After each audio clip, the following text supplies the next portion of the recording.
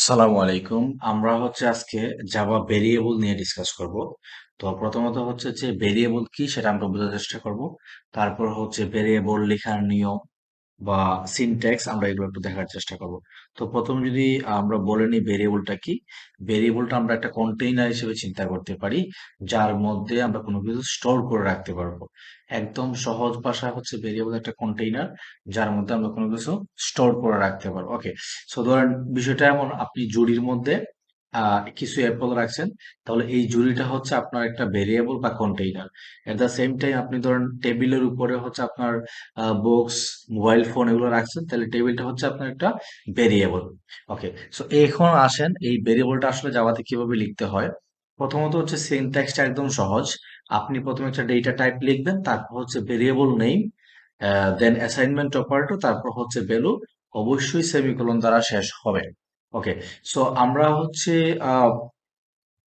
Variable লেখার নিয়মটা যদি আমরা একটু দেখার চেষ্টা করি, সেটা ভেরিয়েবল নেমটা আসলে আমাদের capital letter, lower case letter, digit এগুলোর কম্বিনেশন হতে পারবে, ঠিক আছে। তো অবশ্যই আমাদের এটা লক্ষ্য রাখা উচিত যে ভেরিয়েবল লেখার সময় আমাদের ফার্স্ট ক্যারেক্টারটা অবশ্যই ডিজিট হতে পারবে না। ডিজিট ছাড়া আমরা যে কোনো কিছু ইউজ করতে পারবো।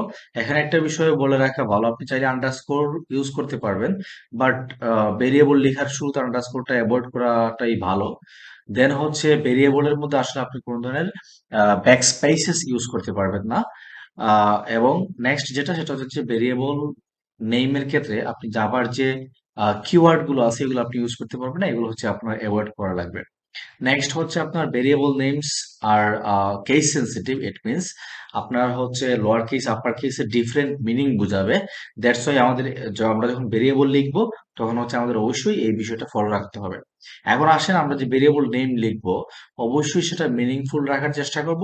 এবং আপনি যদি বলেন যে ভেরিয়েবল আসলে কতটুকু লেন্থের হবে, স্পেসিফিক কোনো রুলস আসলে ওইভাবে নাই, বাট আমরা চেষ্টা করব 4 to 15 ক্যারেক্টারের মধ্যে রাখার জন্য।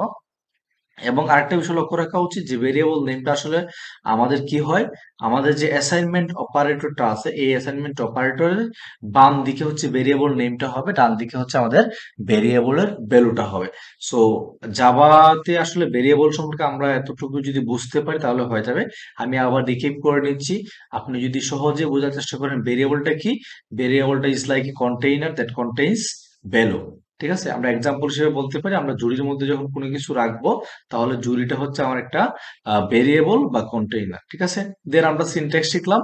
সিনট্যাক্সটা আপনার প্রথমে ডেটা টাইপ হবে, ভেরিয়েবল নেম হবে, অ্যাসাইনমেন্ট অপারেটর, দেন ভ্যালু, অফকোর্স সেমিকোলন দ্বারা শেষ হবে। এবং আমরা কি শিখলাম, ভেরিয়েবল লেখার কিছু নিয়ম শিখলাম। সো এখন আমি আপনাদের কয়েকটা ভেরিয়েবল দেখাবো। আপনারা কোনগুলা ভুল, কোনগুলা সঠিক, আপনারা কমেন্ট বক্সে জানাবেন। সো আজকে এতটুকু পর্যন্তই। ধন্যবাদ সবাইকে, ভালো থাকবেন।